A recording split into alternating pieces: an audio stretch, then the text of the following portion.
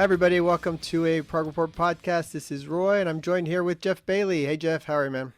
Hey, Roy. Hi, everybody. So this is, if anybody's read the title of this podcast, The Bees of Prog, this is part of our A to Z series, which was started many, many months ago, and we just got really tied up in other things and the Mm, holidays and a million other interviews and podcasts that we just could never get to this one. But it's a series that we really liked. The response to the first one was great. And so we're going to try another one here. We tackle things that have to do with the letter B. Just a quick recap before we get started. A reminder to subscribe to the podcast. It's on Apple, it's on Google, it's on Spotify. And special episodes, usually the top fives and ultimate albums and things like that, are on YouTube. So make sure you follow that and check out all our socials. But anyway, moving on to this one. All right, so we each have three items having to do with the letter B. We our plan with doing this is always going to be to pick maybe one album, one artist, one topic, one song, things along those lines. And certainly we're going to miss 100 different things, and we're mm. happy for you to tell us what we missed and should have picked, which is totally fine. So Geoff, if it's cool, I'm going to go ahead and start with my first thing Yep, having to do with the letter B. certainly. And timeliness on this actually pretty good. I'm gonna bring up Transatlantic's second album, Bridge Across Forever, Mm, which came out in 2001. At the time we had this idea, it was celebrating its 20th anniversary last year. That's right. And there was a vinyl reissue that was really nice through Inside Out. And, just one of our, all of us on the Prog Report, and certainly for Geoff and me, it's among our Mm, favorite albums ever. It's in my top 5, 10, 20 albums, whatever you want to put it at. And an album that had a great influence and effect on me. And a lot of us, a lot of our younger Prog listeners that, came from the Dream Theater, Mike Portnoy camp, and near in 2000, 2001, when Transatlantic came out, it was, you know, a lot of people discovering this maybe hadn't even heard old Genesis or old, Pink yeah, Floyd or old Yes yeah. albums. And this was like that for those people. Um, and just 4 songs, two that are about 30 minutes. Hmm. The Prog classic, Stranger in Your Soul, which is just an all timer forever. Duel with the Devil, Sweet Charlotte Pike, and the ballad, the shorter track, Bridge Across Forever, which is really nice track as well. It kind of gives you a break before the long final track there. It's a flawless record from beginning to end. It's perfect. Yeah, that's sort of my tiny bit. I mean, we've Yeah. we've talked about this album 1,000 times, on our podcast, but it's certainly, when I was looking at different albums that start with the letter B, others that came up, Brain Salad Surgery, certainly the ELP Mm, classic, Blackwater Park from Opeth, mm, Spock's Beard, Beware of Darkness. There's a lot of other ones. But this one for me is just a favorite of out of all of those. So that's why I chose to talk about this one a little bit. And the reason why I said timeliness is because in just about a month is going to be Morse Fest, where yep. Transatlantic is going to be. They're doing a full weekend, 2 shows. And certainly I think they'll play something from this because they're doing 2 nights of tracks. So you never know. But yeah, so I think it's a good time to bring it up. Yeah. I mean, interesting things that sort of come to mind. Um, Bridge Across Forever. The the the title track is a song that Neil wrote way back in the early '90s, and in fact, on some of his Inner Circle releases, the first sort of version of it was sung by a female. I think it was maybe inspired by Book Bridges of Madison County or something. I'm not 100% sure, but anyway, yeah, But when you hear it in its first incarnation, you wouldn't really imagine it as a song on a prog album. That's for sure. I think the other thing is that no one's really ever pulled off an Abbey Road side two type thing Yeah. to the same extent that Sweet Charlotte Pike does. And again, I think that was genuinely a the band had lots of shorter song ideas, and sometimes those get mashed up into an epic, and sometimes, the approach was, well, let's just string them all together, and it's really good. And then the absolute genius follow up to that being when they did it live, they pieced in all of the Abbey Road, Yeah, Abbey Road that's medley really great. as well, and made it all join up. And that was done. That was done on one of the Cruise to the Edges, wasn't it? Mm-hmm. Yeah, Not so long ago. yeah. And there's so many little nuggets of brilliant songs within that. And of course, Stranger in Your Soul, one of the most complete epics. I think as an album, I mean, it's way more of a favorite of mine than the first album. And it's not that I don't like the first album, but I certainly would, Bridge is really far ahead, further ahead than for me than the first album ever was. And yet the first album's got some amazing classic songs on it too. It's Yeah. got that Proggle Harem cover on it that I just never quite kind of clicked with me. But yeah, Bridge No, Across the Forever. first one's great. I mean, the first one, if they never followed up, if it was a one-off album and they never did anything again, then the first one, I'd probably say was in my top 15 albums, because it's that good and had such an impression. It's just that they really took it up a notch with this one. Yeah. Which was shocking, you know. Indeed. And then even if you want to go Whirlwind after that, which is even, it's really amazing. Awesome band. So that's where we're going with the first one. Geoff, you're up. Your pick. Okay. Lots of words beginning with B now. Babble, burble, banter, bicker, brouhaha, balderdash, ballyhoo. And some of our favorite words. You might have guessed that my B is Adrian Belew. What can I say about Adrian Belew? So I suppose, someone who definitely has his place in the history of Prog, began with, probably came to prominence first with Frank Zappa, who we'll be covering in 2029 when we get to Z or Z in the A to Z of Prog, I'm sure. And David Bowie then, playing live with him and playing some of his albums. Then Talking Heads, Tom Tom Club, that connection.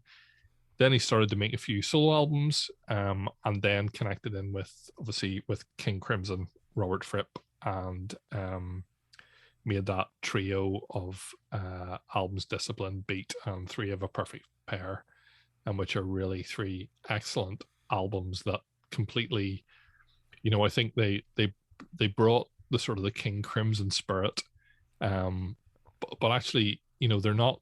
I suppose you had kind of the British contingent and the Marillions of this world taking Prog in a kind of classic direction, and those Crimson albums, did something completely different with that. Robert Fripp had spent a lot of time in America. Obviously, Tony Levin and Adrian Belew were American as well.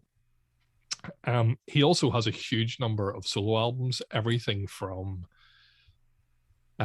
classical to I'm trying to remember what it's called. I think it's Desire Caught by the Tail, which is an album where every sound in the album is made using a guitar, from kind of bashing it to for drums to all the sounds.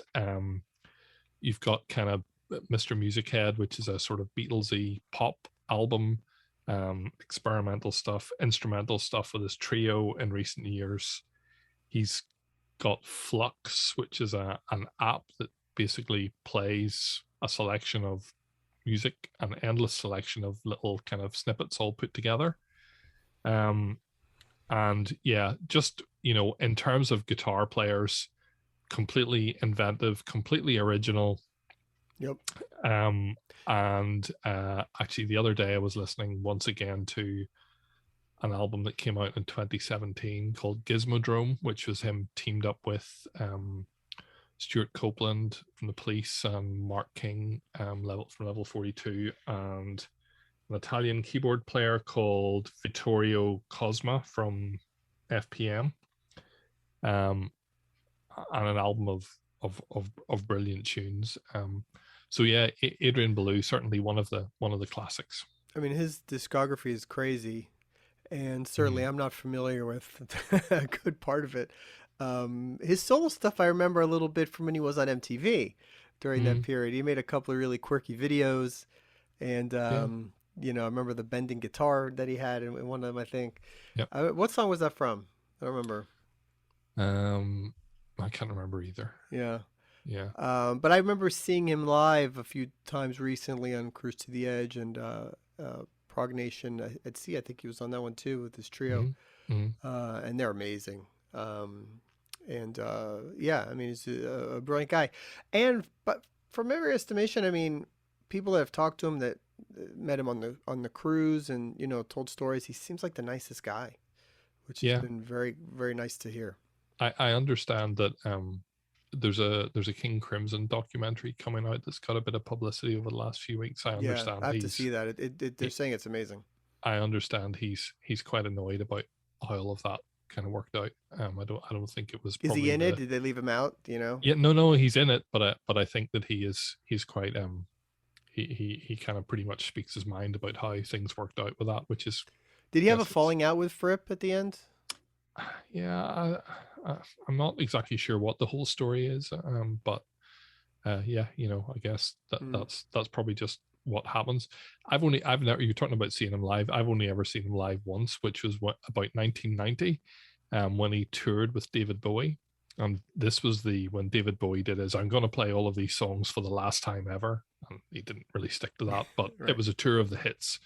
And I can remember going to see him in Dublin, and I was more interested in watching Adrian Belew play than David Bowie. So, you know, everybody was You did facing, see Bowie though. That's pretty cool. oh no, well, I mean, it was amazing for sure, but my head was kind of about sort of 20 degrees at a different angle than everybody else, and Yeah. I'm pretty sure there was a few times that he clocked us that we were staring at him while Bowie was doing all sorts of wonderful stuff over the other side of the stage, but Makes I'm sure with the sense. lights he didn't. But That's funny.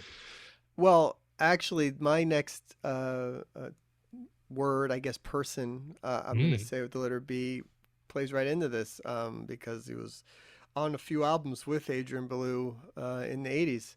mm, But I'm going to bring up Bill Bruford. mm, I mean, obviously, if you're going to go with drummers, he's at the top of most lists.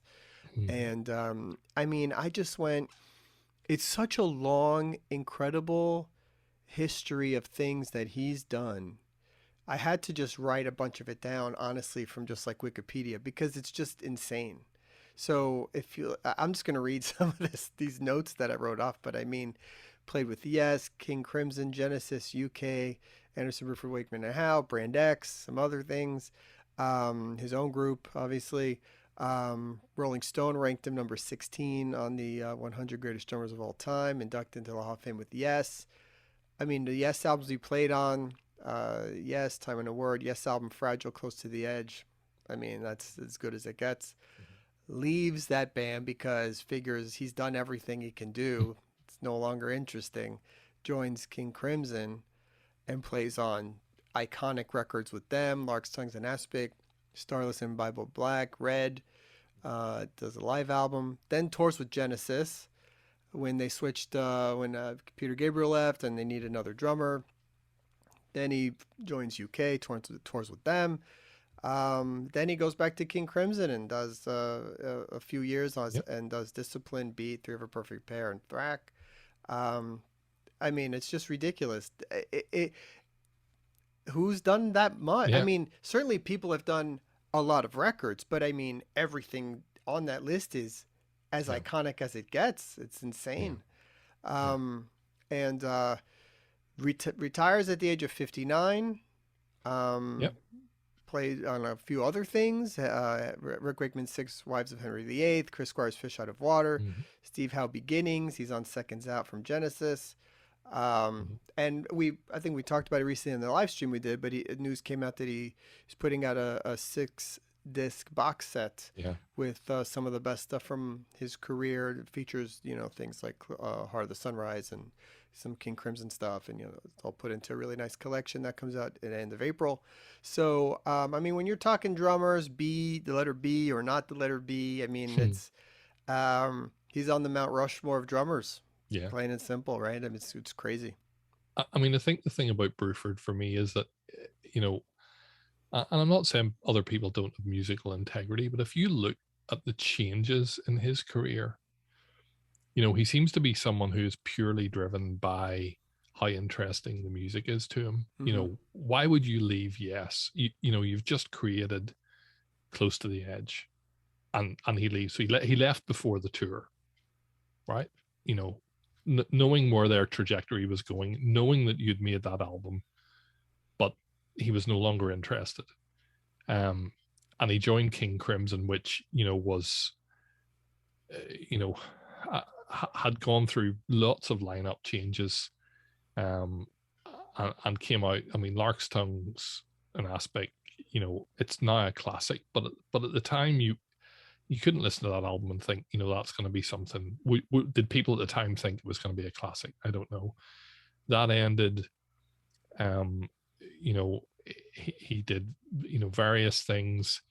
Um, you know, but then eventually went and did Earthworks, his jazz band, and sort of left most of the rock stuff behind. You know, he came back to do the Union thing with Yes, and you can kind of tell, you know, he was a, you know, he always felt like he was a slightly reluctant participant in that whole world, Sure. and you know, never went back, and then decided to retire, is doing academia, um, you know, is doing all that stuff, and you know, never, you know, hasn't come back. And in interviews, people ask him, and he goes, "Well, I haven't, you know, picked up drumsticks for years," you know. So I think, I mean, he's got an incredible integrity. He's also got a really, really good autobiography that he's written, which is a really interesting read. But yeah, ultimately defining, you know, a defining drummer in Prog. I think he always says about when he joined Yes, he thought he was joining a jazz band and sort of couldn't really believe that he joined a rock group, but kind of kept doing his thing and it all seemed to work. So there you go. Yeah, that's a great one. Okay, you're up. What's your next pick? Okay, it's me, and I'm going to talk about an album that begins with B. 1994 is the year, and I suppose the musical world is in the height of probably grunge and things like that. And Marillion produced the album Brave. Um, so you know the story so far. Fish has left.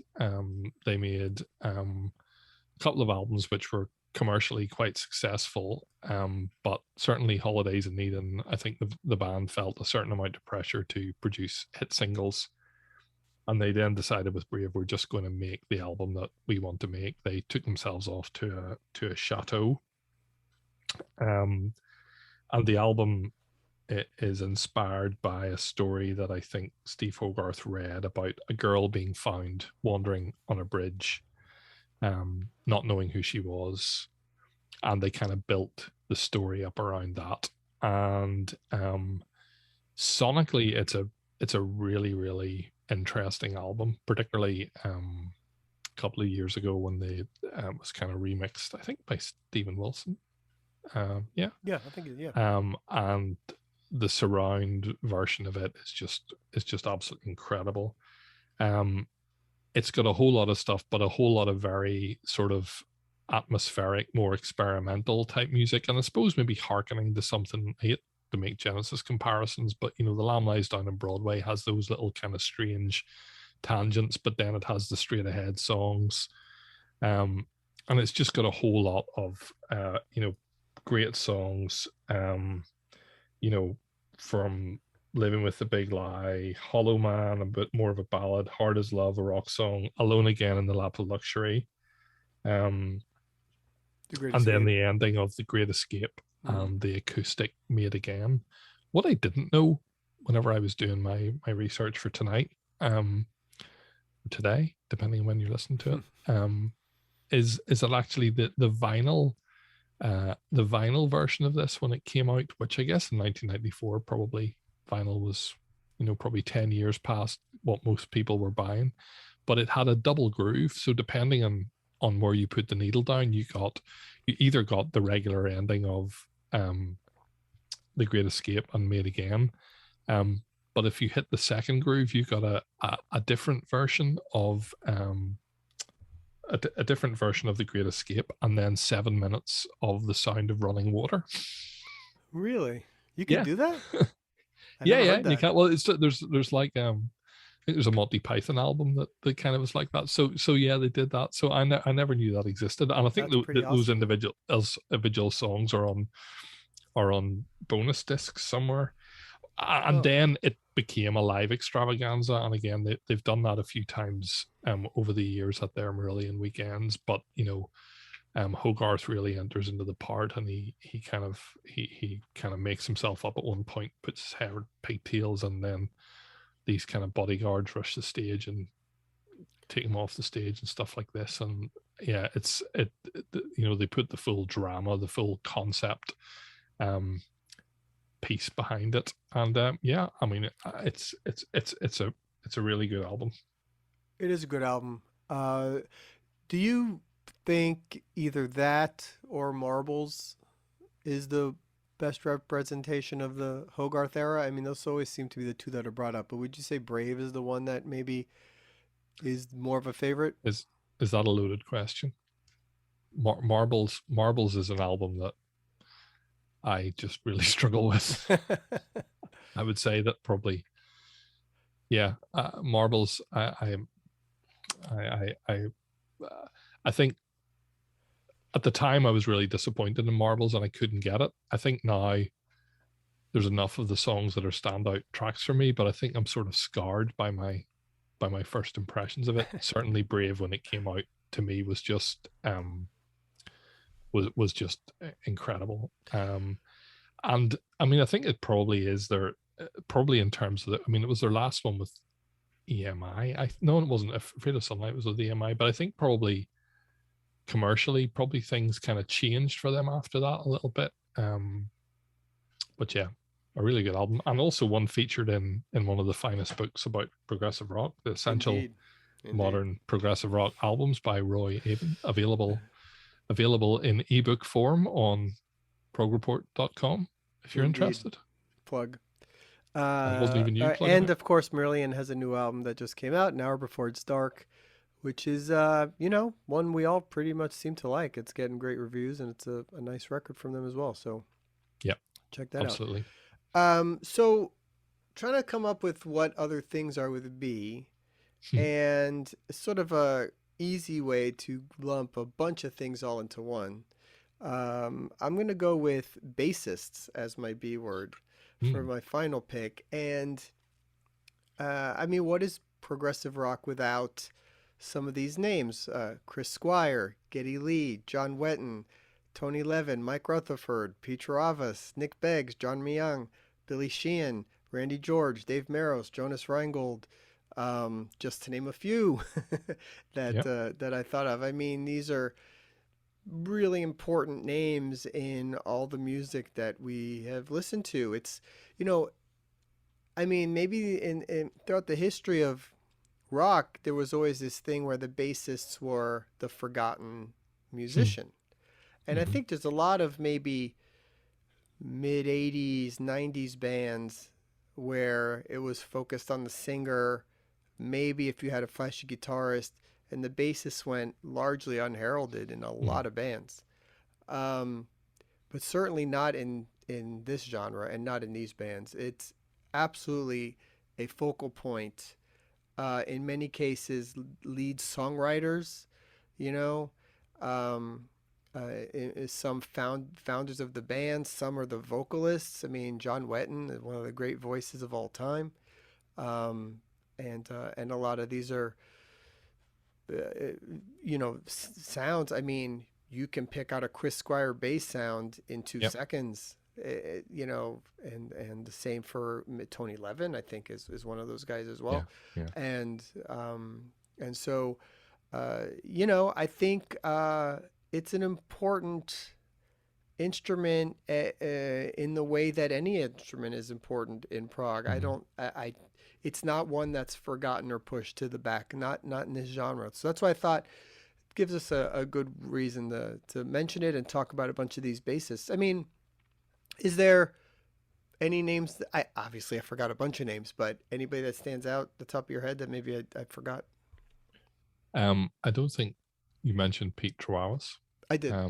who we've has been involved in at least two of the things we've talked about so No, I far. meant absolutely mentioned them, of course. And the okay, I mean, again, that connecting it into Bruford and Belew, Tony Levin, whose career spans, right back to 1970s Lou Reed albums, right the way through, the brilliant Peter Gabriel albums. And again, apart from probably Nick Beggs, there's not really anybody else who has tackled that kind of Chapman stick style of playing. Certainly, it's a very distinctive sound. And I was thinking way back. I mean, I think if you probably talk to a lot of prog bass players, a lot of them will point back to, McCartney and Yeah. probably the kind of Pepper and Beyond era, where the bass guitar was high in the mix, was doing really interesting melodic things, and Jack Bruce probably as well in Cream, bass as lead instrument, John Entwistle, in the Who, that kind of very trebly type sound. And then I think it kind of, in the you were talking about the 80s and the 90s, either the bass player was the long haired single note, Right. A lot of times they were just side, writing 1/8 note, just the whole song, or that or, kind of or simple or stuff. or else they were, the mad thumb slapping the bass, Right. Mark King type style of player. And then it all kind of probably normalized out a bit. Um, Oh, you Dave know, LaRue. Sorry, I got to mention Dave Dave LaRue. LaRue, I'm looking at a indeed. picture of Flying Colors, and And he does that, and kind of it's not cheesy, or it's not kind of retro. But I think yeah, I mean, it's definitely a really important instrument. And I was watching and listening, bit of a Crimson mode at the moment, listening to some of the 1970s John Wetton stuff, and incredibly inventive, and a lot of the improvised stuff that they were doing. But even just the fact that he was playing, and I suppose Geddy Lee as well, playing and singing really, really complicated stuff that just don't bear any resent. It's not like you're strumming a guitar. That I'm always amazed by people who can play complicated bass lines and sing at the same time, that there must be some kind of patting your head and rubbing your stomach type McCartney separation that those is the people. king of that.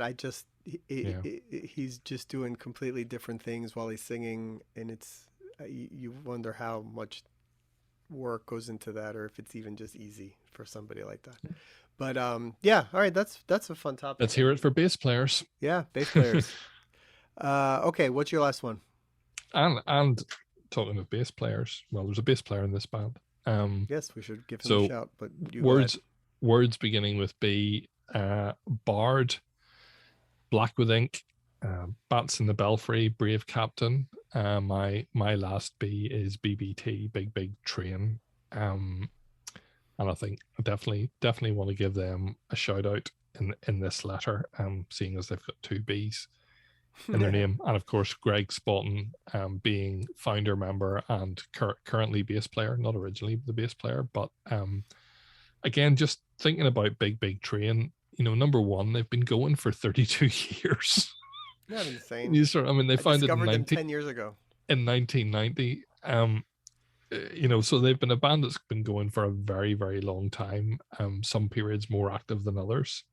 I plugged into them in 2007. I'm sure I've said it before, in the Difference Machine, purely because the album featured Nick DiVirgilio and Dave Meros. And I read about it somewhere and thought, well, I'll check it out because I like those guys. And of course, Nick then became a full-time member from the next album.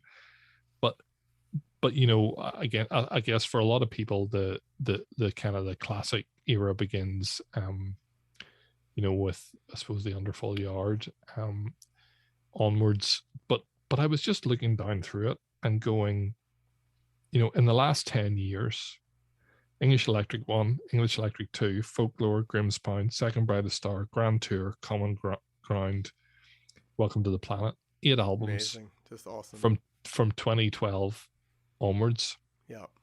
Never mind the EPs, never mind the live albums. And each of those albums is, has just amazing stuff in and of their own right. And I mean, I'm kind of guessing most people who listen to this probably have checked out Big Train, but honestly, if you haven't, even their most recent album, Welcome to the Planet, has just some incredible music on it. And I think there's just that real sense of, for so many years, excited, anticipating every release and seeing them taking it to the next level and to the next level and to the next level every time. And some members have come and gone. The roles of different people in the band have expanded. Mick's writing more stuff, when he didn't for the first number of albums. They've brought in Carly Bryant, who's writing some stuff as well, and the band just seems to metamorphosize, and it goes without saying, mixed with tragedy and sadness at the passing of David Lonergan just not so long ago, and who knows what's next for Big Train. But if they did nothing else, there's a absolutely incredible catalog of music there to explore. I mean, they're really hitting a nice peak, releasing 2 albums in a span of about 6 months, with plans to tour in the U.S. And their audience is certainly the biggest it's been in their long career at this point. So just tragedy and terrible timing on many levels. But, one of the great bands ever, and one of my favorite bands ever. And it's amazing. I love the part about discovering new bands. That, to me, that's the most exciting thing about music. And when I discover a band, to anybody that knows me well, I must be the most annoying person on earth at that point. That's 100% true. And Nick DiVirgilio was on some best drummers poll, and obviously I was a huge fan of his for many, many years, but I didn't know about Big Train. Here in the U.S., I'm telling you, they were zero awareness about this band before 10 years ago. Zero. And he's like on some best drummers poll from being in Big Train. I'm like, well, what is that even? So I go and I check out for the first English Electric. I think I just bought it because there wasn't anywhere to hear it. And I mean, it was like discovering gold. It really blew my mind in such a way that I was listening to that album incessantly for months. And it's one of those things, like, I would send it to a friend and call them. Have you listened yet? I just got it. It's been an hour. But it's been an hour. Listen to it already. What are you waiting for? I'm telling you, you're going to like it. And this is what I do to people until they finally listen. And then part 2 comes out, and that even just blew me away more, and so on. And then and then I was hooked, and I got everything else. And I just think it's one of the great bands. The writing is just so unique and full of stories and detail and emotion and everything. It's just there's no one like this band. I'm a huge fan. I mean, I think that they also are a band who to me, they're a very fan orientated band as well. They've got a very loyal fan following who are behind them, who spread the word, and not kind of sort of blinkered sycophantic type way, but I think there's that element of well, they have the Passengers Club, but it's a bit like being in the club. If you're in the know, you're in the know, and that, and they've managed to preserve that from, I suppose, the days. I mean, I'm pretty sure when I ordered English Electric, like, it was ordered straight from the band, and came in a kind of brown envelope, that someone had kind of handwritten type thing, and they've managed to keep that sort of. They've managed to increase their popularity, but also kept that kind of best kept secret type factor that people keep discovering them. And yet, the last album, was placed really well in the sort of British rock album charts and stuff like that. So yeah, I mean, just a truly brilliant, amazing catalog, brilliant band.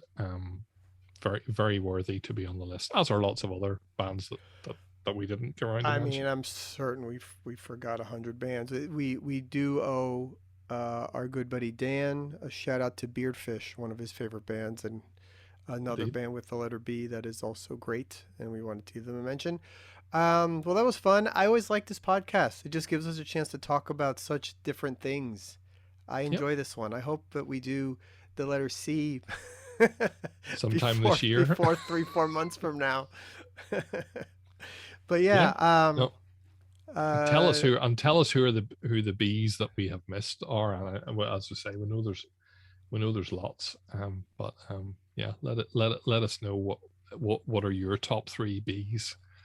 yeah, absolutely. And all right, guys, thanks for checking in.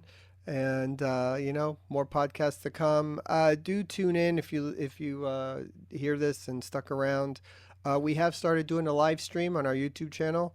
On right now, it's on Saturdays, 10 a.m. Eastern, and just for us to sort of have a little fun and talk about current events and just goof off, and you can ask us questions and stuff like that. So if you get a chance to join us and interact a little bit, we'd love to see that. And we'll see you all very soon. Bye-bye. Bye.